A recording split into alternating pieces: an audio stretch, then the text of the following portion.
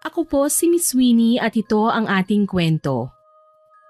Minsan, ang karahasan pa ang nagiging dahilan kung bakit nasisira ang masayang pagsasama ng dalawang taong nagmamahalan.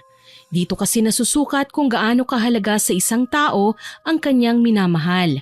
Sa kaso ng aking ibabahagi sa inyo, Miss Winnie, masasabi kong ito po ang perpektong halimbawa ng isang nasirang pagsasama. Ako po si Delice, 45 anyos. Ang kwentong ibabahagi ko po ay nangyari noong ako ay dalaga pa lamang, taong 2000. Tungkol ito sa kapitbahay namin noon na sina Ate Carmen at Kuya Fidel. Bagong kasalang dalawa nang manirahan sila sa barangay namin. Yung bahay nila katabi rin ng bahay namin. Malapit po ako kay Ate Carmen dahil madalas akong pagbantayin ng kanilang 9 na taong gulang na anak sa tuwing umaalis ang mag-asawa at may mga mahahalagang lakad. Ako ang naiiwan sa kanilang bahay kaya tumutulong na rin ako lalo na't arawan nila akong binabayaran. Malaking bagay po yun sa akin bilang estudyante. Masaya din naman na magtrabaho kina Ate Carmen eh. Mabuti silang mag-asawa at parehong mabait. Sa katunayan, palagi pa silang concerned sa akin. Halos araw-araw binibigyan nila ako ng payo. Naku, ikaw Delice ha? Huwag ka munang magbo-boyfriend. Panggulo lang yan sa pag-aaral mo. Tsaka ka na makipagrelasyon kung nakapagtapos ka na ng pag-aaral. Opo naman ate, ang hirap kaya ng buhay. Tapos magbo-boyfriend na ako kagad. Naku, baka mamaya ako pang bumuhay sa lalaking yun. Kailangan may matinuna muna akong trabaho para makatulong sa pamilya ko. Tapos kung magkakajowa na ako, pipiliin ko yung boss ko para mapera. Yan, tama yan Delice. Kailangan piliin mo yung mayaman. Para naman maambunan din kami ng swerte. Alam mo Fidel, nakakahiya ka. Talagang ibubugaw mo pa si Delice ha? Naku, wag kang ganyan. Bunsong kapatid na natin yan. At tagapagbantay pa ng prinsesa natin. Ate, alam ko naman pong biruan lang natin ito ni Kuya. Hayaan mo na. Minsan lang din ako mangarap na may mayaman na boyfriend eh. Sus, kayo talaga? O sige na, magmerienda na tayo at may gagawin pa ako. Ako din. Ako na po muna ang magbabantay kay Unika Iha. Saad ko sa kanya. Sa araw-araw na nakakasama ko sina Kuya Fidel at Ate Carmen, napagtanto ko kung gaano kasaya silang kasama. Larawan ng isang mapagmahal at puno ng pag-asang pamilya. Kaso lang may mga pagkakataon talaga na hindi natin inaasahan. Kinausap ako ni Ate Carmen isang araw. Magpapasama siya sa palengke para mamili ng mga pansahog sa lulutuin niyang masarap na putahe. Tuwing linggo talaga ganun ang mag-asawa. Nagbabanding sa araw na wala silang pasok. Ako naman, mula Lunes hanggang Biyernes, pang night classes ako. At saka hindi naman sumpungin ang anak nila. Pumayag ako dahil mabilis lang naman mamalengke noon si Ate Carmen. Nakalista na kasi ang lahat ng bibilhin niya eh. Tricycle lang ang sinakyan namin papuntang palengke. Pagdating doon ay kaagad kaming lumibot para makahanap ng mga murang presyo ng karne. Nakipagtawaran pa si ate sa isa sa mga suki niya nang lumapit sa amin si Tunying. Aba, ang aga nyo ngayon Carmen ah. Ano ngayon kung maaga kami? Bakit? Palengke mo ba to? Suplada mo naman. Parang binabati ko lang kayo ni Carmen eh. Ano, may pambaong ka na ba? Sama ka muna sa akin isang gabi lang. Ako nang bahala sa tuition mo. Ang kapal din naman ng mukha mo, no? Tingin mo sa akin bayarang babae? Che! Ang taray mo talaga kahit kailan. Hindi kagaya nitong si Carmen. Tonying, nakahit-hit ka na naman ba? Naku, kung ako sa'yo wag kang pag-gala-gala rito. Matsyempohan ka ng mga pulis. Baka ako pa nga magturo sa kanila na nandito ka. Aba, wag naman kayong ganyan. Porke may asawa ka na Carmen, ang taas na ng tingin mo sa sarili mo. Bakit? Malaki ba katawan niyang asawa mo? May muscle ba na kagaya ng sakin? Ha? Alam mo, Tonying, gwapo ka naman eh. Pwede kang magustuhan ng alaga ko kung aayusin mo lang yung buhay mo. Ngek, ayoko nga sa kanya ate. Hindi na nga naliligo, marami pang kaaway. Oh, narinig mo yon Tonying? Kaya sige na, umalis ka na. Huwag ka nang lalapit pa dito sa amin ha. Ang aarte nyo. May araw din kayo sa akin, oy. Yan ang paghandaan nyo. Hindi namin pinansin ang mga sinabing yon ni Tunying, Miss Winnie. Ilang beses na nga ba naming nakasagupa sa salitaan si Tunying, hindi na mabilang. Narayang pauwi na rin kami at patakbong lalapit sa amin si Tunying. Sa pagkakataong ito, napapansin ko ng malagkit ang tingin niya kay ate. Carmen, pauwi na ba kayo? Tulungan na kita, Carmen. Hindi na kailangan, kaya kong magbuhat. Ikaw talaga. Ang sungit mo naman. Ilang beses ko na bang sasabihin sa'yo na huwag kang lalapit sa amin? Iwasan mo na kami, pwede ba? Ayaw mo ba talaga sa akin, Carmen? Gusto mong sampalin kita? Nakakahiya ka, Tunying. Utang na loob ha, tigilan mo na ako. May asawa na ako. Hindi ko magagawa yung sinasabi mo. Gusto kita. At nakahanda akong burahin sa mundo ang asawa mo. Makasama ka lang. Baliw ka, adik! Dabog na tinalikuran kagad namin si Tunying na noon ay nanlulumo sa mga sinabi ni ate. Kahit naman ako matataranta sa sinabi niya eh. May asawa na si Ate Carmen pero kung suyuin ni Tunying, para bang dalaga pa ang babae. Tinataasan ko na lang siya ng kilay at pinagmamasdan mula ulo hanggang paa bilang pagpaparating na wala siyang karapatang manuyo dahil wala siyang pag-asa. Si ate naman nanggigigil habang nakasakay na kami sa tricycle. Hindi siya makapaniwala na sa mismong harapan ko, sinuyo siya ng kilalang adik sa lugar namin. Huwag mo na sanang mabanggit kay Kuya Fidel mo ang nangyari kanina ha. Ayokong magalit siya at pagbantaan si Tunying. Huwag kang mag-alala ate, hindi ko sasabihin. Gago din pala yung Tunying na yan eh. Kadiri siya. Naging adik yon dahil maraming pambili ng droga. Dati ko siyang kaklase. Noon pa man kilala ko ng bulakbol si Tunying. Lahat nga ng mga babae sa klase namin niligawan niya eh. Pero walang may gustong maging boyfriend siya. Mabait sana yan si Tunying eh kapag hindi nakahit-hit. Pero kapag nakadrugs na yon masahol pa sa demonyo. Kaya nga siya na-kick out dati sa eskwelahan namin eh. Eh kasi ba naman kinain niya ng buhay ang alagang parot ni Mrs. Valencia, yung teacher namin? Eh loko-loko pala ang taong yun ate. Naku, kinakausap din ako ng baliw na yon, lalo na kapag nag-iisa ako. Eh mabuti na lang talaga hindi rin ako nagpapapatol sa kanya. Hay nako, sobrang loko-loko ang taong yun. Kaya nga ayoko nang mapalapit sa kanya eh. Baka kung ano pa ang magawa niya sa atin. Alam mo naman basta mga adik, hindi sila natatakot man lang na kumatay ng tao anumang oras nilang gustuhin. Nakakatakot naman pala ang taong yun. Di bale ate, gagawin ko ang lahat. Hindi na makakalapit sa atin ang lalaking yun. Sa susunod na mamalengke tayo, malayo pa lang ipapaalam ko na sa'yo na nasa paligid lang ang hinayupak na Tunying na yun. Salamat, Delisa. Wala pong anuman.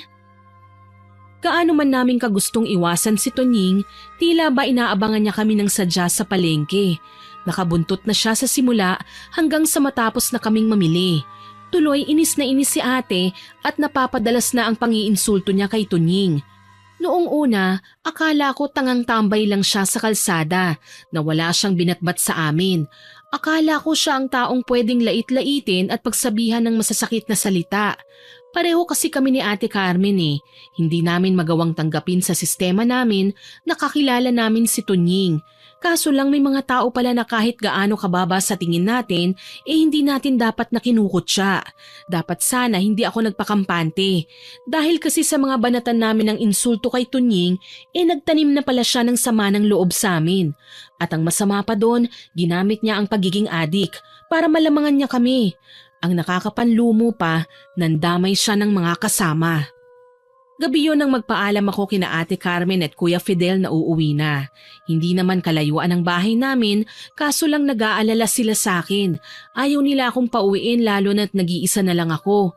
Maaga pa raw silang aalis kinaumagahan, kaya pinatawagan na lamang ni Ate Carmen ang aking mga magulang para ipaalam na sasabay sila sa akin bukas. Dito ka na lang muna, Delis. Sabay na tayo bukas. Huwag kang mag-alala, pumayag naman ng mama mo na bukas ng umaga ka na uuwi. Delikado na kasi kung pauuwiin ka pa namin ngayon, gayong pwede ka namang matulog dito. Sige po ate, okay lang naman din po sa akin yun. Tsaka para na rin safe ako, bukas na ako uuwi.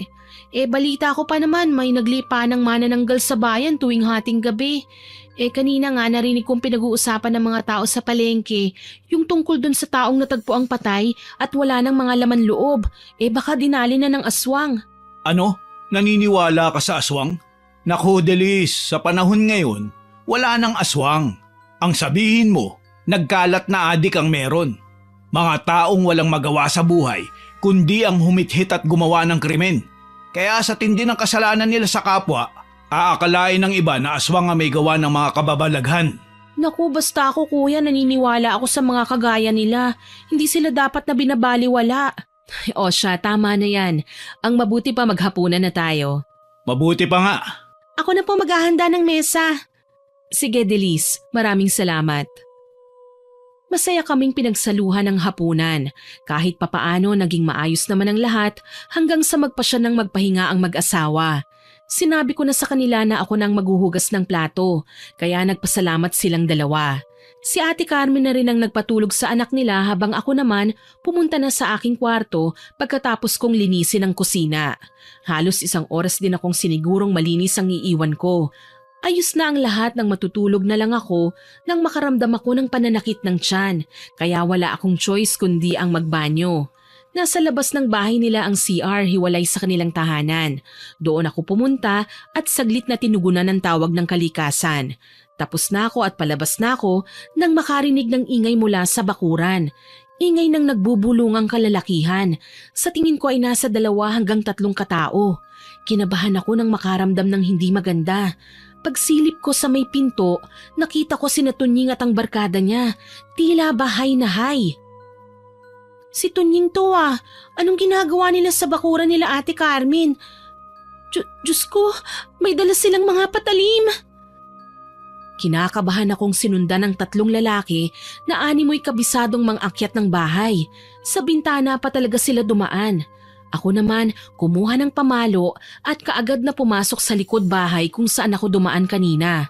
Nang lumabas ako kanina, alam kong nahihimbing na ang mag-asawa. Pero ngayon may naulinigan akong mga ingay. Narinig ko ang mahinang paghikbi ni Ate Carmen kasabay ang pag-igik ni Kuya Fidel. Mukhang sinaktan siya ng grupo ni Tunying. Maging ang anak nila ay nagising at tarantang nagsisisigaw. Hayop ka, Tunying! Ano bang kailangan mo? Bakit mo sinaktan ang asawa ko? Ang yabang mo sa palengke, ilan pa naman pala yung asawa mo? Gago ka! Wala kang karapatang laitin ang sarili kong pamamahay! Hayop ka! Ikaw ang gago! Pare naman, wala ka nang kalaban-laban sa amin. Aba, sumasagot ka pa? Wala kang ipinagkaiba rito kay Carmen! Umalis na kayo, Tunying! Bago pa man ako makapagtawag ng pulis! Pulis? Niloloko mo ba ako? Paano mo magagawa yun? Bago ka pa makapagtawag ng alagad ng batas, tapos na kami sa mga gagawin namin sa inyo. Anong gagawin? Teka lang, relax ka lang. Ano na mga tol? Hawakan nyo na si Fidel. Huwag kayong tatanga-tanga ha. Gusto nyo ng anliligaya, hindi ba? Ito na yun. Kinilabutan ako nang bugbugin pa muna ng mga kasama ni Tunying si Kuya Fidel. Lupaypay na ang lalaki at hindi naman makalaban ng simulan naman ni Tunying na bugbugin si Ate Carmen. Gustong-gusto ko silang tulungan, pero alam kong dehado ko, ni hindi nga sila nalabanan ni Kuya Fidel ako pa kaya. Nagpasya akong pumasok sa aking kwarto at ginamit ko ang aking cellphone. Tumawag ako ng pulis. May nakuusap naman ako at nabigyan ng instruction sa mga gagawin. Kailangan ko raw manatili kung saan ako naroon ngayon at sila na ang bahala.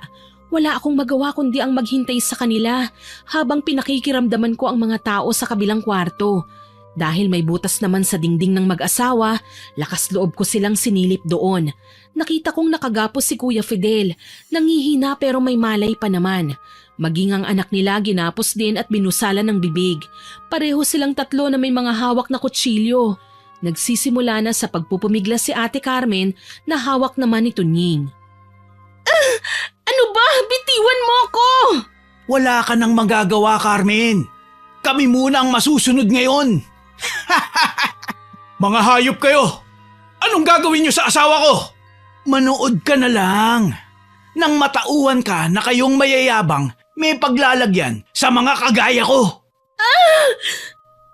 Kasabay ng malakas na pagsigaw ni Ate Carmen ay ang pag-iyak ng kanilang anak. Naririnig ko rin ang panlalaban ni Kuya Fidel, ngunit sa ginagawa niya ay mas lalo siyang nasasaktan kapag humihigpit lalo ang gapos niya. Hindi na ako nakatiis.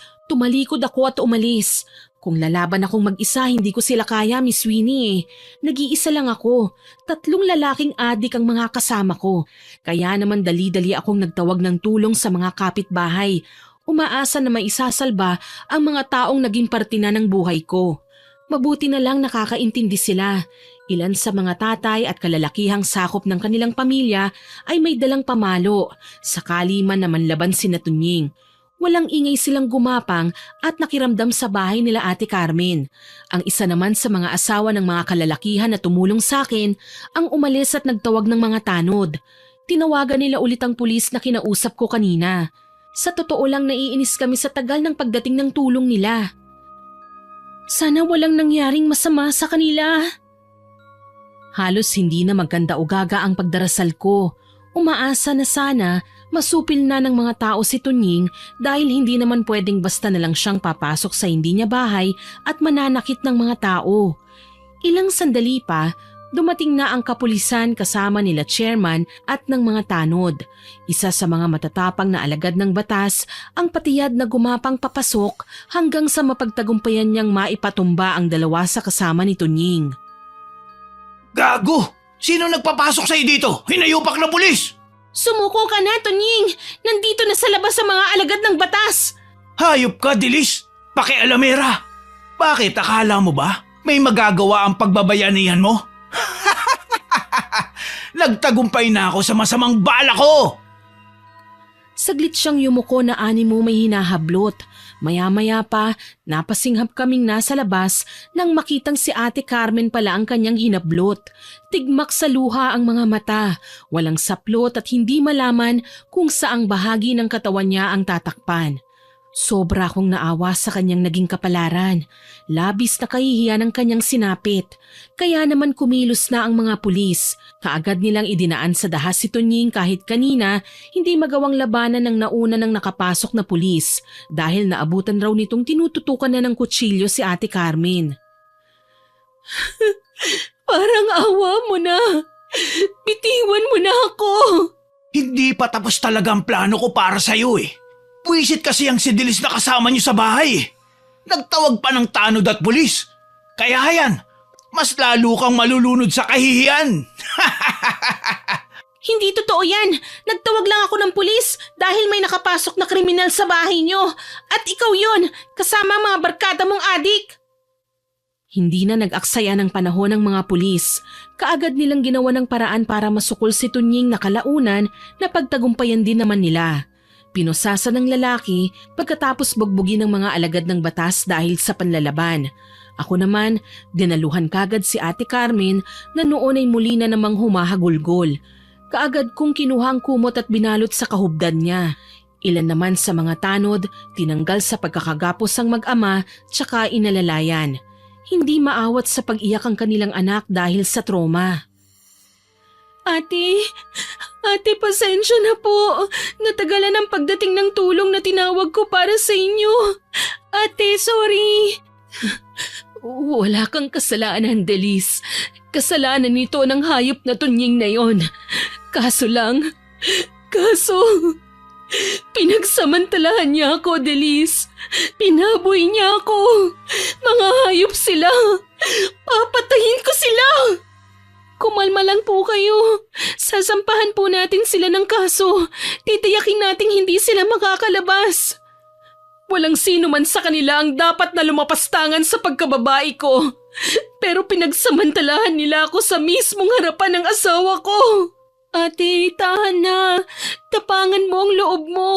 Kailangan natin silang gantihan sa pamamagitan ng pagpapakulong sa kanila. Hindi tayo titigil hanggat hindi sila napaparusahan.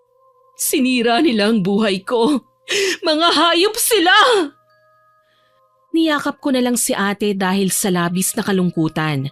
Hindi ko naman siya magawang pagsabihan na wag nang umiyak at magiging ayos lang ang lahat dahil kahit kailan alam kong hindi siya magiging okay. Ginahasa siya ng adik na si Tunying at binaboy sa mismong harapan ng kanyang asawa at anak.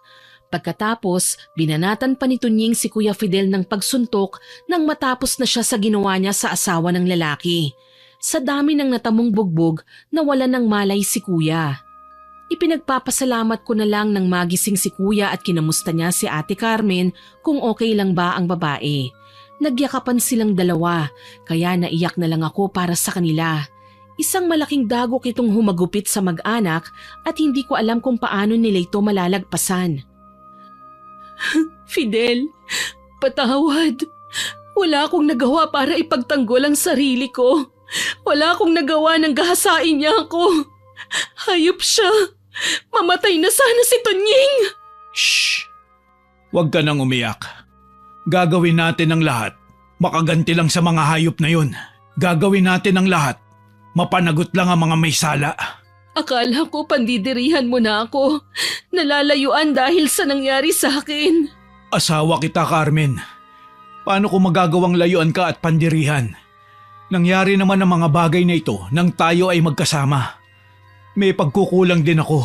Ikaw, Delis.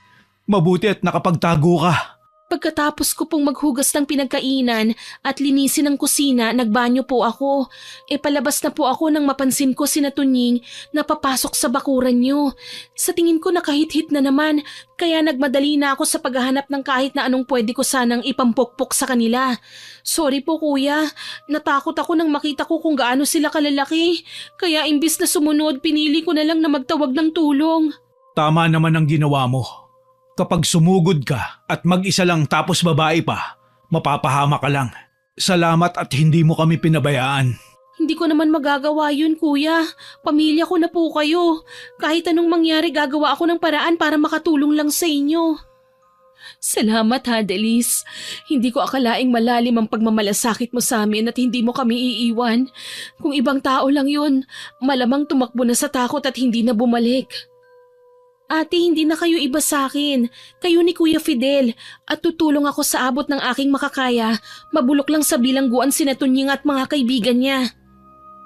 Ganun nga ang ginawa namin ng mga sumunod na araw. Opisyal nilang sinampahan ng kaso ang grupo nila Tunying na mas nagpagalit pang lalo sa mga kaanak nito.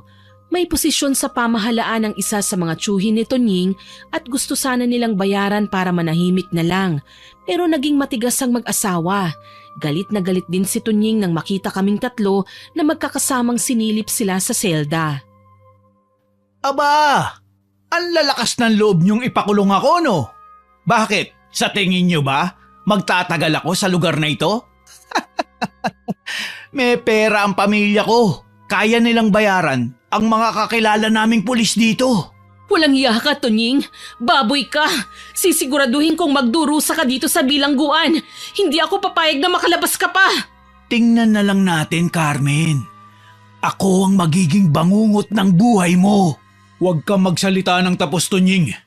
Baka nakakalimutan mo. Malaki ang atraso mo sa akin, hayop kang lalaki ka. Hindi kami natatakot kung mapera man ang pamilya mo. At kung marami ka mang koneksyon. Hihintayin ko ang paglabas mo, gago! Sige ba? Sisiguraduhin ko sa'yo, Fidel. Magiging bangkay ka na oras na matikman mo ang bagsik ko. Inawat na ni Ate Carmen si Kuya Fidel nang tangkain pang abutin ng lalaki si Tunying. Alam naman namin na inaasar lang niya si Kuya para magkagulo. Mabuti na lang nagdesisyon na silang umuwi.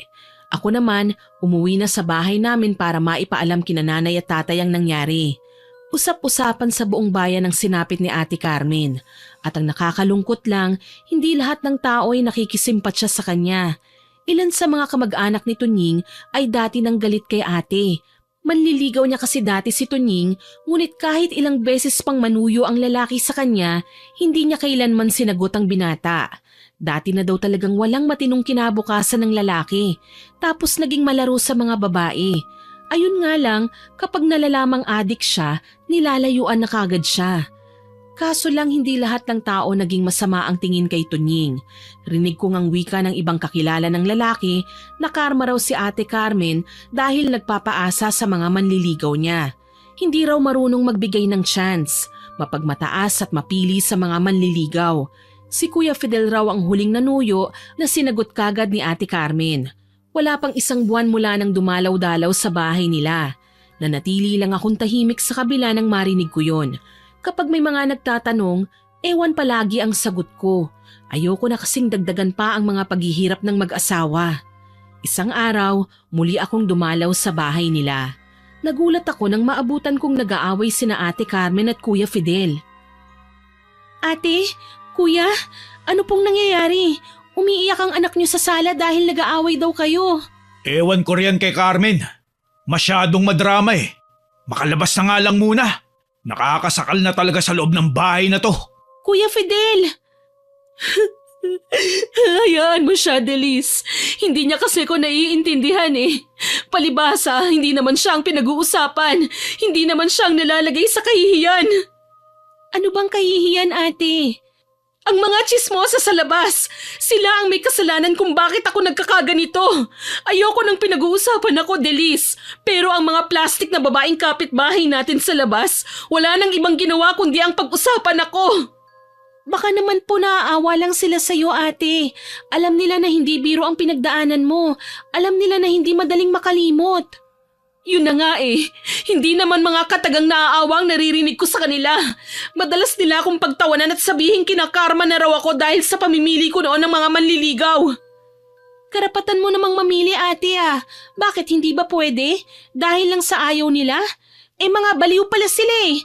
Naku ate, huwag kang papaapekto. Mas lalo lang silang matutuwa kapag nagpakita ka ng kahinaan. Hayaan mo sila. Hindi ko na alam kung magagawa ko pang lumaban, Delis. Bumabagsak na ang kumpiyansa ko sa sarili ko. Hindi ko na alam kung ano pa ba ang mga pwede kong gawin. Dahil sa labis na awa, niyakap ko na lang si Ate Carmen at inintindi ang kanyang nararamdaman. Nalunod siya sa matinding emosyon. Ang nakakapanlumo lang, nagpatuloy ang ilan sa mga kapitbahay hanggang sa harap-harapan na itong ipinaririnig sa kanya. Mas lalong nadagdagan ang pagkatamlay ni Ate Carmen. Napabayaan na niya ang pag-aalaga sa kanilang anak. Si Kuya Fidel naman natutong magbisyo. Aalis ng umaga, uuwi naman ng susuray-suray sa gabi. Maging ang income nilang mag-anak ay humina na rin pareho nang hindi sila nakakapagtrabaho. Kaya kung minsan ako pa ang nagdadala ng pagkain para sa anak nila. Hindi ko kasi makausap ng maayos si ate. Nagpadala siya sa mga masasamang sinasabi ng mga tao laban sa kanya. Naging daan ito para mas lalo silang mag-away ni Kuya Fidel. Halos araw-araw, sa bawat pagpunta ko sa bahay nila, palagi silang nagtatalo. Ni hindi na matahimik ang bahay nila sa ingay at sigawan na kung minsan. Humahantong pa nga sa pagbabato at pagbabasag ng mga gamit na noon ay masaya nilang ipinundar. Hayop na buhay to! Paano pa ako magsisikap kung palagi mong pinakikinggan ng ibang tao? Ano pa bang natira sa atin? Wala na, Carmen! Utang na loob naman! Umayos ka! Malakas lang ang loob mong sabihin yan dahil hindi naman ikaw ang pinag-uusapan. Hindi ikaw ang pinaparinggan. Ilang beses ko na bang sinabi sa'yo na wag mo na silang papansinin pa? Ang hirap kasi sa'yo, lagi kang nakikinig, lagi kang nakikiramdam. Tapos ano? Kapag nakarinig ka ng mga salitang hindi mo gusto, iiyak-iyak ka dyan. Kita mo naman ang mga tsismosa sa labas, hindi ba? Pinagtatawanan ka nila kasi mahina ka. Mahina na akong mahina. Wala akong pakialam. Kahit kailan, hindi mo naman ako binigyan ng pagkakataon labanan ng mga taong nang api sa akin. Hindi nga ba talaga, Carmen? Si Tonying, hindi ba't ipinakulong natin? Kung tutuusin, ikaw nga at si Delis ang may pasimuno kung bakit galit na galit siya eh. Ininsulto mo yung adik na taong yun. Pinagmamalakihan mo. Tapos ano? Ngayon, ginantihan ka. Iiyak-iyak ka. Hindi lang ikaw ang nasasaktan sa sitwasyon, Carmen. Ako din. Ako ang lalaki. Pero kahit ilang beses mo pa rin sabihin sa akin na ginahasa ka, para mo pa rin akong iniputan sa ulo. Kasi sa bawat pagkikita nyo ng hayop na yun at umiwas ka lang, hindi niya magugulo ang buhay natin.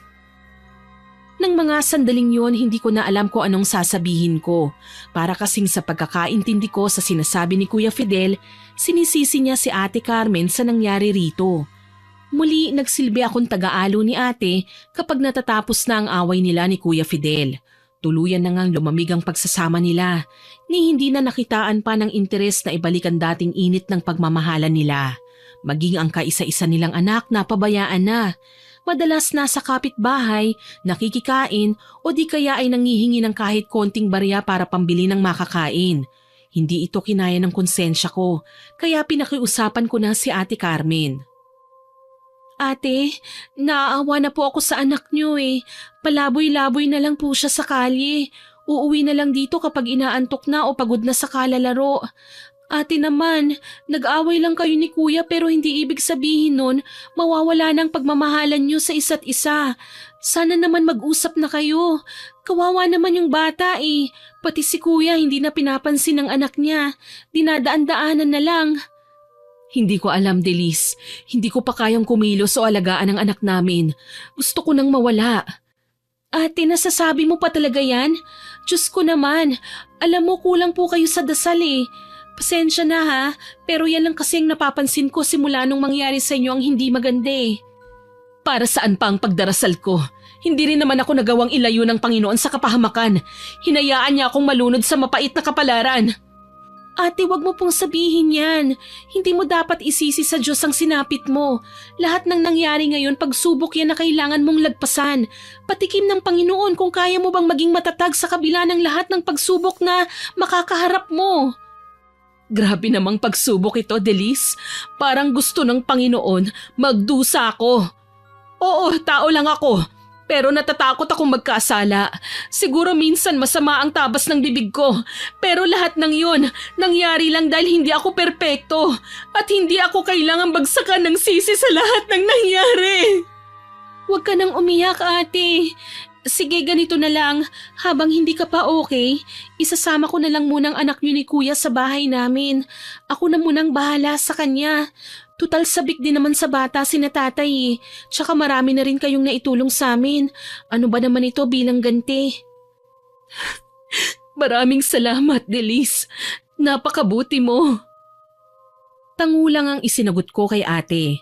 3 buwan ang lumipas nang dalawin ko sina ate at gano'n na lang ang sindak na aking naramdaman. Naabutan kong nagwawala na naman si Kuya Fidel. Halos wala na siyang itinira sa kanilang mga gamit. Lahat sinira niya, binasag, pinagtataga. Nalaman ko ang rason ng matinding galit niya nang sabihin sa akin ni ate ang nakakawindang niyang sitwasyon na kahit kailan ay hindi ko inaasahan. Delis, nagbunga ang panggagahasa sa akin nito Nying 3 buwan lang ang nakakaraan. Buntis ako at gusto nang makipaghiwalay ni Fidel sa akin. Ano? Nagbunga ang panggagahasa sa'yo ng adik na yun? Paano ka nakakasiguradong si Tunying nga ang ama ng dinadala mo? Wala bang namagitan sa inyo ni Kuya bago o pagkatapos ng nangyari sa inyo ni Tunying? Wala, Delis. Planado namin ni Kuya Fidel mo ang lahat, kahit ang pagkakaroon ng ikalawang anak. Isa pa, isinisigaw ng diwa ko ang kasamaan ni Tunying. Dahil siya lang naman ang hayop na pasimuno ng pagsira ng buhay ko, Delis. Kinasusuklaman ko siya. Carmen! Fidel, anong gagawin mo? Kailangan mo nang umalis dito, Carmen. Hindi na kita kailangan. Total naman si Delis ang nag-aalaga ng anak ko. Wala na tayong dapat pag-usapan. Kuya, wag naman po sanang umabot kayo ni Ate Carmen sa ganito. Mas kailangan kanya ngayon. Kailangan? Matagal niya na ako sinukuan, Delis. Nagpapasalamat ako na inalagaan mo ang anak ko at itinuring mong sarili mong kapatid. Pero tong si Carmen, wala na siyang pag-asa. Ganyan na lang ang tingin mo sa akin dahil marumi ako? Dahil binaboy ako ng ibang tao? Gago ka, Fidel! Wala kang paninindigan! Hindi mo ako kayang ipaglaban! Umalis ka na! Hindi kita kailangan! Tila hayop na ipinagtabuyan ni Kuya Fidel ang kanyang asawa. Umiiyak na nanlaban si Ate Carmen, nakikipagtulakan sa lalaki para lang wag siyang mapaalis, ngunit mas malakas sa kanya si Kuya Fidel. Nagawa siyang kaladkarin ng lalaki kasama ko. Kuya, maawa ka, tama na po. Huwag mo pong itulak si ate. Aalis kami, isasama ko po si ate. Bilisan mo! Ayoko nang makita pa ang pagmumukha niya sa bahay ko. Mula ngayon, hindi ko na siya asawa. Kuya, mali naman yata na ito ang gagawin mong solusyon sa problema niyo ni ate. Tumahimik ka, Delis. Huwag mong pakikialaman ang desisyon ko. Mag-asawa tayo, Fidel. Ibabasura mo ako ng ganun na lang? Hayop ka! Binigay ko sa'yo ang lahat! Nagsawa na ako sa kakapasensya sa'yo, Carmen. Tama na ang pagiging isang mabuting asawa ko sa'yo. Wala din naman nangyayaring pagbabago eh. Pinalalakas ko ang loob mo, pero hindi mo yung pinahahalagahan. Hindi na mabilang kung ilang beses kang sumuko eh. Paano naman ako? Sige na, umalis ka na. Hindi na kita kailangan. Alam ko pong hindi lang masabi ni Kuya Fidel pero hindi niya matanggap ang sanggol na dinadala ni Ate Carmen. Kita naman sa mukha niya ang inis at disgusto habang pinagmamasdan ng impis na tiyan ng kanyang asawa. Umiiyak man, pinilit ko pa rin si Ate Carmen na umalis. Dinala ko siya sa bahay namin. Mas lalo siyang napahagulgol nang makitang anak niya sa puder namin. Anak, pasensya ka na ha. Hindi ko na naisalba pa ang pamilya natin. Tuluyan na itong nasira. Itinaboy na ako ng papa mo. Ate, tahan na. May susunod na araw pa naman. Balikan natin si kuya. Alam kong naguguluhan lang siya sa mga nangyayari ngayon. Pero pangako, magkakabalikan din kayo. Hindi ko alam, Delis. Nasasaktan ako sa kamalasang nangyayari sa pamilya namin. Ang pinakakawawa ay ang anak ko. Ate, sa bawat ulan sisikat din ang araw. Nahihirapan ka man ngayon, bukas mas magiging maayos ng lahat. Iyak lang ang itinugo ni Ate Carmen sa lahat ng aking sinabi. Makalipas ang ilang araw, pinili ni ate ang umusad sa buhay. Gaano man siya nahihirapan. Pumayag naman si tatay na sa amin muna siya tumira. Kalaunan, nagagawa pa niyang asikasuhin ang anak nila ni Kuya Fidel. Ang kanyang asawa naman, nabalitaan naman na halos todo kayod sa trabaho. Ginagawang araw ang gabi para lang kumita ng malaking pera. Dumadalaw siya sa amin hindi para makipagbalikan kay ate, kundi para magbigay lang ng sustento sa anak niyang ibang tao ang nag-aalaga. Ikaw na ang bahala sa anak ko, Adelis. Huwag mo siyang pababayaan, ha? Si Ate Carmen, kuya, hindi mo man lang po ba kakausapin? Saka na, kapag natapos ko na ang binabala ko. Bakit kuya? Ano po bang binabalak niyo? Nag-iipon ako ng pera na pambili ng baril. Oras na magawa ko na ang kailangan kong gawin, saka ako nababalikan ng anak ko. Ang mahalaga sa ngayon, ligtas sila. Kuya, sabihin mo nga kasi ng malinaw, ano po ba ang gagawin mo sa baril? Papatayin ko si Tonying Delis. Napagtanto ko, oo nga at nabuntis niya si Carmen. Pero hindi makatarungan na sa asawa ko isisi ang lahat ng kamalasan nangyari sa amin. Nadala lang ako ng sobrang galit ko nang ipinagtabuyan ko siya. Sabihin na nating mali ka nga sa naging aksyon mo sa asawa mo, kuya. Pero talaga, pati ikaw, magiging kriminal sa gagawin mo kay Tunying? Kuya naman, wag mo nang tapatan ang kagaguhan ng lalaking yun. Nakakulong na siya eh. Mali ka, Delis. Nakalaya na si Tonying at hinahanap niya si Carmen. Kaya sasakyan ko ang gusto niyang mangyari. Tatakutin niya si Carmen pero ako ang bubulaga sa kanya. Pwede ko po ba itong ipaalam kay Ate Carmen, kuya? Nag-aalala po talaga ako sa gagawin mo eh. Wag. Hahadlangan niya lang ang gagawin ko kapag sinabi mo. Mas mabuti na yung wala siyang alam. Alam ko pong wala akong karapatang sabihin sa iyo ito, kuya. Hindi mo ako kadugo o kapatid, pero malaki ka na po at alam mo ang tama sa mali. Huwag mo po sanang pagsisihan ang mga gagawin mo sa hinaharap. Sana din hindi na madamay pa sina Ate Carmen at ang anak niyo. Sabi ko na lamang sa kanya, kilala ko si Kuya Fidel. Kapag may gusto siya, talagang hindi siya titigil hanggat hindi niya nagagawa. Napaantanda ako nang wala sa oras dahil sa tensyon. Nang makaalis nga si Kuya, kaagad kong nilapitan si Ate Carmen na noon ay nasa kwarto lang at nagtutupi. Nahuli ko pa siyang nagpupunas ng luha kaya hula ko umiiyak siya. Ate, okay ka lang ba? Oo naman. Bakit? Mukha na ba akong miserable? Medyo po. Huwag kang mag-alala, malalagpasan ko rin ito. Alam kong mahirap pero kailangan ko nang magsimula ulit nang wala si Fidel. Alam ko pong nangako ako kay kuya pero may kailangan kang malaman, ate. Ano yun? Papatayin daw po niya si Tonying. Kabalbalan yan, Delis. Paano niya gagawin yun nakakulong na si Tonying? At sinigurado natin sa mga pulis na huwag siyang palabasin, pati ng mga kaibigan niya. Mali ka, ate. Nakalaya na raw po si Tonying. Ang problema, naghahamunan na sila ni Kuya Fidel. Bibili siya ng baril at papatayin daw niya ang adik na yun. Ano? Bakit niya ilalagay sa kamay niya ang parusa para sa lalaking yun? Hindi siya pulis o kung sino mang pwedeng magbigay ng sintensya sa hayop na yun. Kaya nga ate, paano na lang kapag siyang nadihado? Imbis na siyang makapatay, siya pang mapatay. Hayaan mo siya, Delis. Total naman, ipinagtabuyan na niya ako. At least nasa akin naman ang anak namin at hindi ko na ipapakita pa ang bata sa kanya. Wala akong nagawa ng gano'n ang sabihin niya sa akin. Kahit sino naman na ipinagtabo yan at sinukuan na ng mahal niya sa buhay, talagang magtatampo rin at magtatanim ng sama ng loob. Hinayaan ko na siya at hindi na binanggit pa ang tungkol kay Kuya Fidel hanggang sa isang gabi sa kalagitnaan ng pahinga ay nakarinig ako ng mahinang kaluskos. Kinabahan akong bumangon. Kanina pa ako hindi mapakali. Ni ayaw akong dalawin ng antok. Sinubukan kong sumilip sa bintana at kung bakit nga ba sa ikalawang pagkakataon, si Tunying na naman ang nakita ko. Umaali-aligid sa bahay namin at sa tingin ko may dala na ring baril. Sa sobrang lakas ng loob na gumawa ng krimen ng nasabing lalaki, ni hindi na siya nag-abala pang magtakip man lang ng kanyang muka para walang makakilala. Dali-dali akong lumabas ng kwarto at balak ko sanang ipaalam sa aking mga magulang na pagala-gala si Tunying sa labas kaso lang nagulat ako ng sobra. Nasa loob na ng bahay si Tunying at nakatutok na ang hawak niyang baril sa akin. Kumusta ka, Delis? Namiss mo ba ako? Paano ka nakalabas? Ano, binayaran mo sila? Anong ginagawa mo rito? Paano mo natuntun ng bahay namin? Ang dami mong tanong, Delis. Ang mabuti pa, sabihin mo na sa akin kung nasan si Carmen. Nang hindi ka na madamay pa sa gagawin ko. Anong gagawin mo sa kanya?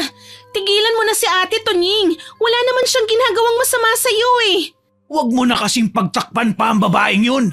Wala ka nang magagawa kahit kunin ko pa siya ngayon eh. Hayop ka talaga, Tunying. Mapunta ka sana sa impyerno. Anong sabi mo? Bitiwan mo na ako! Hindi ko napaghandaan ang gagawin niyang pagsakal sa akin. Kaya naman todo piglas ako noon. Ang lakas ng kamay ni Tunying. Ewan ko ba, sabi-sabi noon sa aming bayan na kaya raw hindi natatakot gumawa ng kalokohan si Tunying ay dahil may mutya raw itong itinatago. Malakas ang loob nitong makipaglokohan sa mga tao dahil kahit siya na nga ang nanlalamang, hindi siya madedehado. Kahit nahihirapan ako, pilit akong kumawala sa kanya. Puno ng takot ang aking puso.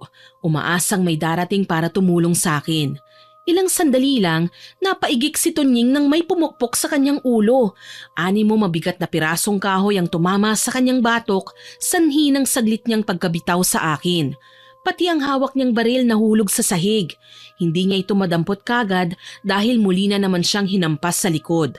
Sabay pa kaming lumingon sa pumalo sa kanya at magkasalungat kagad ang aming mga naging reaksyon. Hayop ka, Carmen! Ate, salamat po at dumating ka. Hanggang dito ba naman, Tunying, hahanapin mo ko? Ganyan ka na ba kapatay na patay sa akin? Ilang beses ko na bang sasabihin sa'yo na wala kang pag-asa sa akin? Wala ka nang magagawa. Aba, ang tapang mo ngayon ah. Ano na ba ang pinagmamalaki mo, ha? Kaya mo na ba akong labanan? Magagawa mo na akong lamangan. Wala ka ng asawa, baka nakakalimutan mo. Sinira mo ang buhay ko at ikaw ang dahilan kung bakit lumayo sa akin ang asawa ko. Kaya huwag ka nang magtangka kung ayaw mong mamatay ngayon. Kagaya ni Tunying, hindi lumapit sa amin si Ate Carmen nang hindi handa. Iniangat niya ang kanyang kamay at nakita ang hawak niyang kutsilyo. Gulat na gulat ako noon. Halos hindi ko na nga masabi kung si Ate Carmen pa ba ang kaharap ko. Tila nawala siya sa katinuan habang gigil na hinahabol si Tunying ng kutsilyo. Papatayin kita, Tunying! Hindi kita mapapatawad sa ginawa mo sa akin! Sisiguraduhin kong sa impyerno ang bagsak mo! Hindi mo ko kaya, Carmen! Mas malakas ako sa'yo! Walang iya ka! Mamamatay ka na! Napasigaw ako nang iumang ni Ate Carmen ang hawak niyang kutsilyo kay Tunying. Ang balak niya, gawaran ng saksakang lalaki. Kaso lang nasangga ni Tunying ang braso niya. Malutong pang humalakhak sa harapan niya ang lalaki tsaka aktong babaliin ang kanyang braso. Napatili sa sakit si Ate Carmen. Bitiwan mo ako, hayop ka! Kahit kailan hindi ako papayag na magtagumpay ka! Mas malakas ako sa'yo, Carmen! Nakalimutan mo na ba? Nagtagumpay na ako sa bala ko sa'yo! At ngayon, mukhang maaangkin naman kita! Wala ka ng asawa! Wala nang kakampi at magtatanggol sa'yo! Hayop ka! Mamatay ka na! Ate, mag-iingat ka! Itakas mo na ang nanay at tatay mo pati ng anak ko! Bilisan mo! Ako na ang haharap sa walang yang ito! Papatayin ko siya! Hindi ka magtatagumpay, Carmen!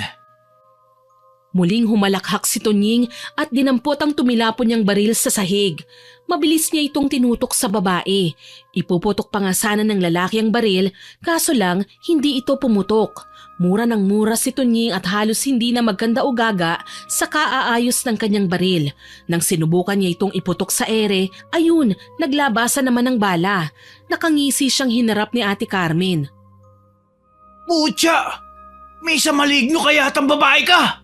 Bakit? Natatakot ka? Kahit demonyo ka pa, hindi ako matatakot na ibalik ka sa lugar ng pinagmulan mo! Ikaw ang demonyo sa ating dalawa, Tunying. Ikaw ang dapat na mapupunta sa impyerno. Sa laki ng naging kasalanan mo sa akin, dapat nga pinaparusahan ka na sa kaharian mo. Kung mapaparusahan man ako doon, di mas mabuting isama na lang kita! Nakahanda na si Tunying na patayin si Ate Carmen. Isang kutsilyo ang kinuha niya sa tagiliran at nakakasiguro ang lalaki hindi napapalya ang kutsilyo, hindi kagaya sa baril na mukhang may kinakampihan. Kaso lang, bago pa man mangyari ang lahat, nagulantang na sila. Biglang bumukas ang pinto at pumasok si Kuya Fidel na noon ay nangangalit ang bagang na nilapitan si Tunying. Ilang araw na kitang hinahanap, gago ka! Tapos dito lang pala kita makikita! Kalma lang, pare!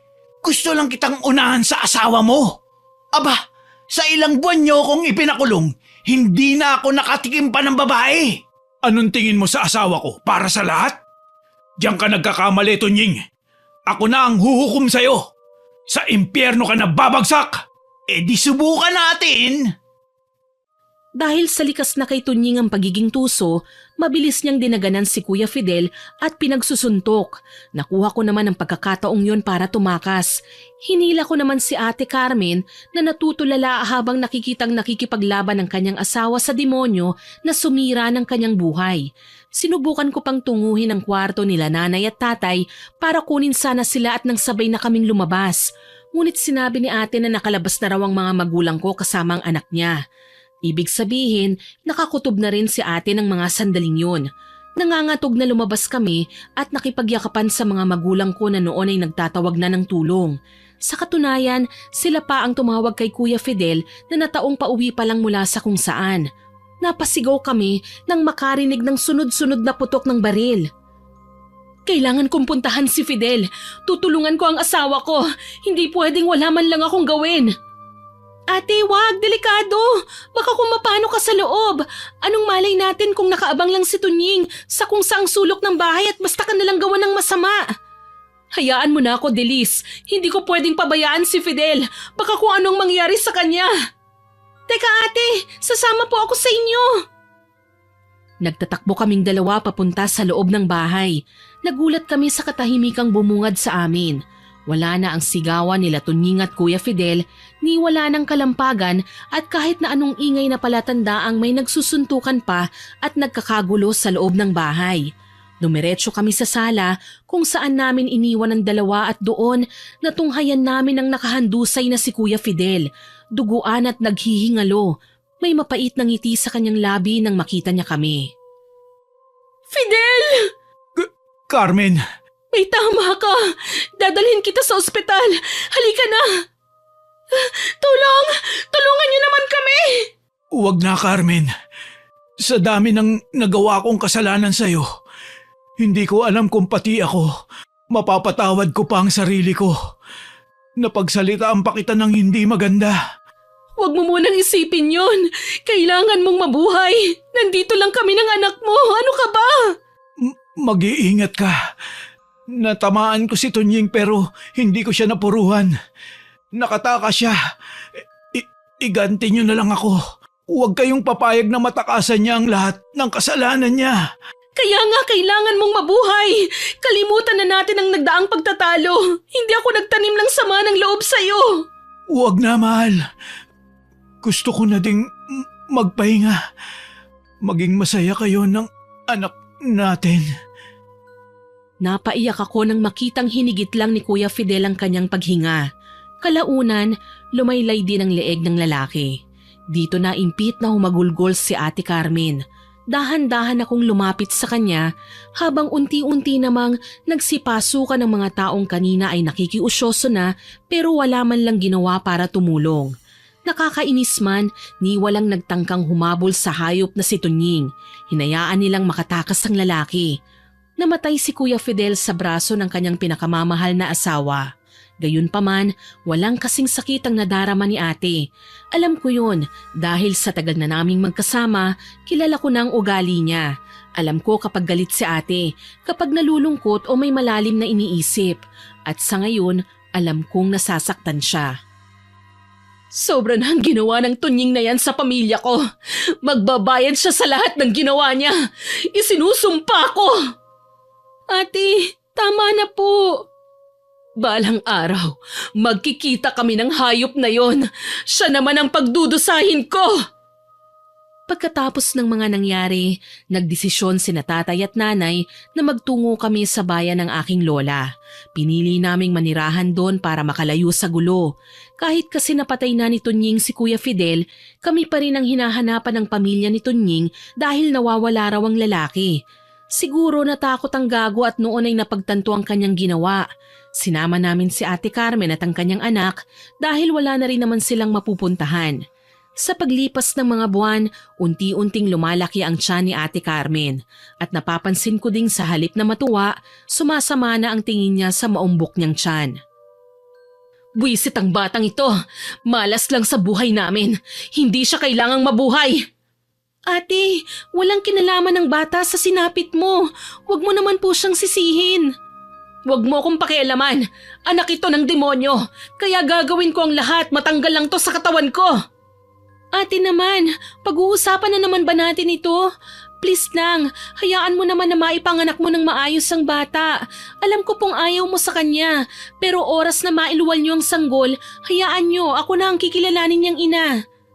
Bata ka pa para magkaroon ng anak, Delis. Isa pa, walang karapatan ng batang ito na kilalanin kang ina. Ang bait-bait mo samantalang ang batang ito, anak ng lapastangan. Huminga ako ng malalim dahil sa kanyang sinabi. Buong durasyon ng pagbubuntis niya, hindi siya kailanman naging masaya. Alam ko naman na mahirap ang sitwasyon niya, pero sana wag na niyang idamay pa ang bata. Hindi naman ito kagustuhan na isilang siya sa mundo eh.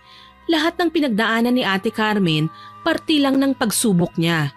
Kaso lang sa halip na maging positibo, mas lalo siyang nagpalamon sa puot. Kabuanan na ni Ate Carmen nang magpasya kong pumunta sa palengke.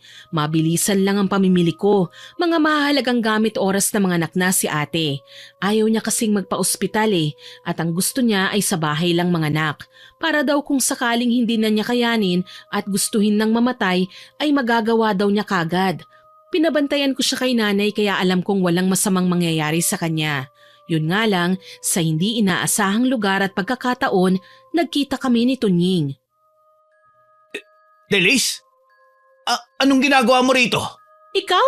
Anong ginagawa mo rito? Alam mo bang matagal ka na naming hinahanap, hayop ka? Narito ka lang pala? Ipakukulong kita! Hindi. Hindi niyo ako mahuhuli. Gago ka ba? Balwarte ko ang lugar na ito. Saan ka man magtago, mahahanap at mahahanap kita. Hindi mo ako ikukulong. Hindi ngayon. Tumakbo si Tunying kaya hindi ko siya nahabol kagad. Nang hinayang ako dahil pagkakataon ko na sana para ipahuli siya. Kaso lang, nagsalita ang babaeng binilhan ko ng lampin. Sinabing kilala daw nila si Tunying. Isang dayo daw ang lalaki na hindi pa nagtatagal sa aming bayan nang dumating kami. Sa paanan ng bundok lang daw nakatira ang lalaki. Kasamang isang bulag na babaeng kasintahan nito kahit may katandaan na para lang may matuluyan. Napangiti ako at nagpasalamat. May maibabalita na ako kay ate pag uwi ko. Pagdating sa bahay, nagulat ako nang mamataan ng komadron ang nag-aasikaso sa pagbubuntis ni Ate Carmen. Nasa bahay siya at ang sabi, manganganak na raw si ate. Natuwa ako sa natanggap kong balita. Hindi naman siya nahirapan sa panganganak. Babae ang sanggol na inuluwal niya. Akala ko magbabago ng tingin ni ate sa bata, pero mas lumala pa siya. Nang makaalis na ang komadrona, nanggigigil siyang sinigawan ng umiiyak na sanggol. Pwisit ka! Bakit hindi ka tumahimik? Ang ingay-ingay mo! Ate, kumalma ka naman. Sanggol yan at naghahanap ng gatas at init ng yakap ng isang ina. Ibigay niyo naman po sa kanya yun. Huwag mo akong pilitin, Delis. Anak ng demonyo ang batang ito. Nararapat lang na sundan niya ang tatay niya sa impyerno. Ate, maawa ka naman sa bata, oh. Huli na, Delis. Iaalay ko siya sa mambabarang para matunto ng tatay niya. Hindi ako titigil hanggat hindi ko siya napapatay. Hindi mo gagawin yan, ate. Ako ang makakalaban mo. Inosente yung bata. Wala siyang kasalanan. Wala akong pakialam. Ako naman ang masusunod eh. Dahil ikaw, mananatili ka lang sunod-sunuran sa akin. Talaga bang nilamon na ng kasamaan ang pag-iisip mo, ate? Sa ginagawa mo, mas masahol ka pa kay Tunying. Sumigaw lang si Ate Carmen nang makipag-away ako sa kanya. Sa unang pagkakataon, naging masama ang tingin ko sa kanya. Sa totoo lang, gusto ko na siyang sumbatan dahil literal na lumayo sa kanya ang loob ng anak nila ni Kuya Fidel. Mas malapit pa ang bata sa nanay at tatay ko. Tapos ngayon, ganito pa ang ipapakita niyang pag-uugali. Pinahiran ko ang aking luha sa mga mata at nagsalita. Alam ko na kung nasan si Tunying. Kung gusto mo siyang gantihan, siya na lang. Huwag mo nang idamay ang bata. Wala siyang kaalam-alam sa mga ginawa ng ama niya sa'yo. Hindi rin gugustuhin ni Kuya Fidel na paghigantihan mo ang bata. Lalo na't hindi naman ito kayang gumawa ng masama laban sa'yo. Sabihin mo sa akin ngayon kung nasan ang hayop na yon. Kailangan kong maisagawa ang paghihiganti. Hindi ako papayag na maging normal pa ang buhay niya pagkatapos nito. Anong gagawin mo, ate? Lalapit ako sa isang kilalang mambabarang. Kay Aling Maria? Ate, oo nga't mambabarang ang matandang yun, pero hindi siya nagpapabayad bilang kapalit. Dugo mo ang hihingin niya at iaalay na tao para maisagawa ang gusto mo. Problema ba yun? Narito ang bata na pwede kong ibigay sa mambabarang para mamatay na ang lalaking tinik sa buhay ko. Nasapo ko ang ulo ko sa labis na kawalan ng pag-asa. Alam ko naman na hindi ko siya magagawang kausapin talaga ng matino, kaya hindi ko na siya papatulan pa. Ang mahalaga, mabantayan ko lang ang bata. Kaso may mga pagkakataon talaga na kinakailangan kong umalis para maghanap ng mapagkakakitaan. Dala na din noong nangyari sa amin sa pagkamatay ni Kuya Fidel na hinto na ako sa pag-aaral. Ako na lang ang inaasahan nila nanay at tatay. Sa tuwing tumatawag naman ako, sinasabi nilang okay lang daw si ate at palaging karga ang bata. Ni hindi nga raw pinapaalagaan sa kanila. Ang mas nakakatuwa pa dun, hindi na umiiyak ang bata. Siguro dahil nasa bisig na siya ng kanyang ina. Makalipas ang 1 buwan, umuwi ako sa bahay.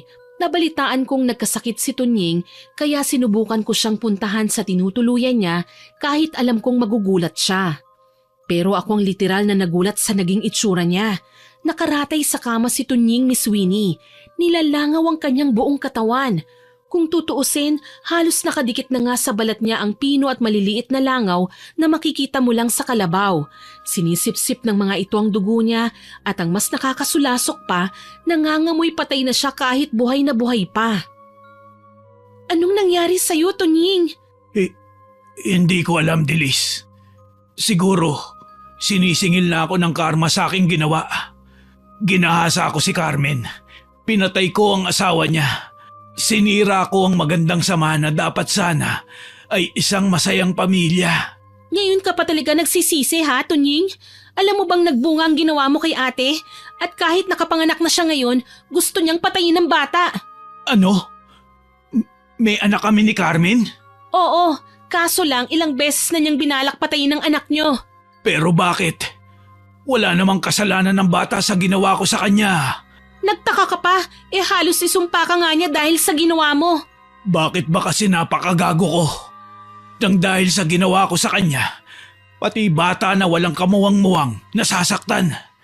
Kung bakit ba ngayon ko lang napagtanto ang kahalagahan ng buhay. Sana hindi na ako naging mapaglaro at maloko noon. Sana hindi ko na ginulo sina Carmen. Sinira ko ang pamilya nila. Ang nangyayaring yan sa'yo, ganti niya yan. Alam ko pinabarang ka niya kaya ka nagkasakit ngayon. Sabihin mo sa akin, Delis. Ano ba ang pwede kong gawin para mapatawad niya ako? Hindi ko alam. Mahirap sagutin ang tanong mo. Ikaw ba, kung nagkataong asawa mo ang binaboy ni Kuya Fidel, bubuhayin mo pa kaya siya? Hindi nakasagot sa tanong ko si Tunying. Alam kong pinag-iisipan na niya ang mga sinabi ko. Kung kailan ba gusto nang magbago ng isang tao, tsaka pa nagsisisi. Ang hirap dahil sa sitwasyon na ito, ang mga inosente pa ang nagdurusa. Gayunpaman nakahinga ako ng maluwag nang pagdating ko sa bahay ay nadatnan ko si Ate Carmen at nasa silyang tumba-tumba at tulalang kinakantahan ng munting sanggol sa kanyang mga braso. Buti na lang talaga wala siyang ginawang masama sa anak niya.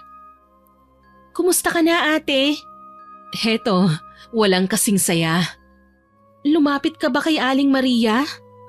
Ano sa tingin mo? Magdurusa kaya ngayon ang hayop na yun kung hindi ako naghanap ng paraan para makaganti? Palibhasa wala kang ginagawa para sa akin eh. Hinahayaan mo lang sila na saktan ako. Hindi totoo yan, ate. Kung wala akong paki sa'yo, bakit ka pa namin kukup-kupin? Kahihiyan na yung tingin mo sa sarili mo, hindi ba? Tama si Kuya Fidel, ate. Ikaw ang sumuko, hindi siya. Mabilis kang mapagod, hindi ka nagtiyaga. Lumabas din ang mga katagang yan sa bibig mo. Bakit? Nagsasawa ka ng palamunin ako? Ha? Ayaw mo na? Bakit hindi mo na lang ako paalisin? Bakit hindi ka umalis ng kusa? Yun naman ang gusto mo, hindi ba? Ngayon sasabihin mo sa akin? Ano, inalay mo ba sa mambabarang? Matindi ang karamdamang dumapo kay Tunying, kaya alam ko mahalaga ang binigay mo sa kanya. Malalaman mo rin, Delis. Balang araw, malalaman mo rin. Tumayo na si Ate Carmen sa pagkakataong yon at ni hindi man lang ako hinayaang makasulyap sa sanggol na karga niya. Tila ba ipinagdadamot niya yon. Tingin ko naman sa kanya, mas gumaan na ang loob ng maipaghiganti na niya ang kanyang sarili laban kay Tunying. Dahil makalipas ang ilang araw, mas lalong lumubog ang katawan ng lalaki sa kama. Gulat na gulat ako sa aking nakita. Nalulusaw ang katawan ni Tunying, nagtutubig ng kulay berde ang higaan. Malapot at pinagkakaguluhan ng langaw. Nandiri ako ng animo na kasanayan ng damputin nito ni Tunying at parang pumapatay lang ng kuto. Bakit naging matindi na ang kalagayan mo? Hindi ka ba lumapit sa mga albularyo? Sumubok ka bang magpagamot sa kanila? Humingi ng pangontra? Sinubukan ko na. Walang gustong tumulong sa akin eh. Lahat sila. Inusgahan ako na isa raw akong masamang tao. Hindi ko sila masisisi kung ganyan ang maramdaman nila. Grabing pagdurusa na to. Kung gaganti man sa akin si Carmen, sana direkta na niya akong pinatay. Hindi ko na kaya. Hindi ko siya mapipilit na iatras ang barang laban sa'yo, Tunying. Gabi-gabi ko siyang naririnig na isinusumpa ka niya pati na ang kaluluwa mo sa impyerno. Alam kong huli na, Delis.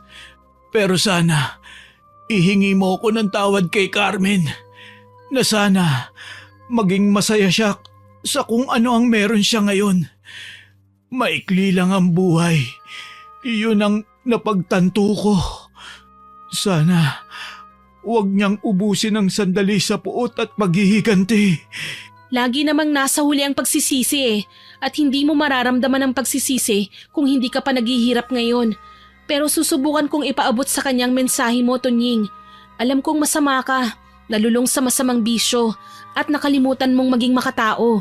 Kaya maski ako hindi ko alam kung maaawa ko sa iyo eh. At hindi ko rin alam kung magagawa kanyang patawarin. May mga balik ang ginawa natin sa kapwa, Tunying. At malamang ito na yon. Ang tanging magagawa ko lang ay subukang kausapin si Ate Carmen. Magdasal ka na rin at humingi ng tawad sa Panginoon. Yun lang ang maipapayo ko sa iyo. Humagulgol ng iyak si Tunying matapos ang pag-uusap naming yun. Hindi ko alam na yun na pala ang huli kong pagkakataon na mabisita siya. Dahil makalipas lang ang ilang araw, pumanaw si Tunying. Naisip ko kung bakit naging masama si Tunying. Malamang ay hindi naging maganda ang kabataan niya noon. Naging mahirap sa kanya ang maging mabuting tao dahil nga sa mga taong nakapaligid sa kanya. Laylay ang balikat na umuwi ako sa aming bahay. Napakunot-noo ako nang makitang maraming tao sa labas at mukhang nagkakagulo. Dahil nagtataka, kaagad akong napalapit sa kanila. Halos takasan ako ng ulirat nang makita si nanay na umiiyak habang nakatingin sa nakabiti na katawan ni Ate Carmen. Nagbigti ang babae at hindi nang hinayang sa dapat sana ay magandang balita para sa kanya na ibabalita ko.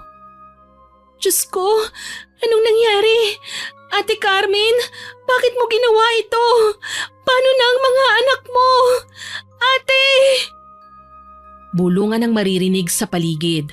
Halos hindi na nga ako makapagsalita ng maayos nang lumapit sa akin ang matandang mambabarang na si Aling Maria.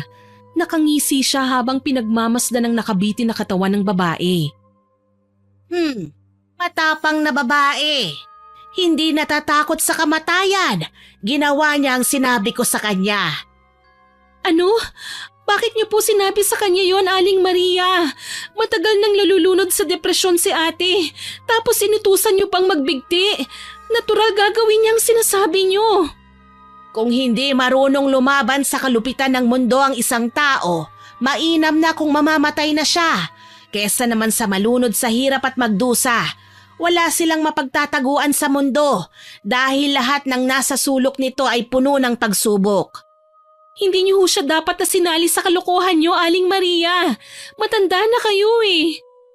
Gusto mo bang makatikim ng lupit ng kakayahan ko, ha, iha? Huwag niyo ho akong takutin, Aling Maria. Para niyo na ho akong apo. Alam niyo kung anong pinagdaanan ko. Kayo ang naging gabay ko noon, hindi ba? Kaso lang hindi ako kagaya ni ate. Pinili kong mabuhay para sa pamilya ko. Bumangon at magsimulang muli. Inalala ko ang mga panahong paslit pa lamang ako at wala pang ibang laman ng isipan kundi puro laro.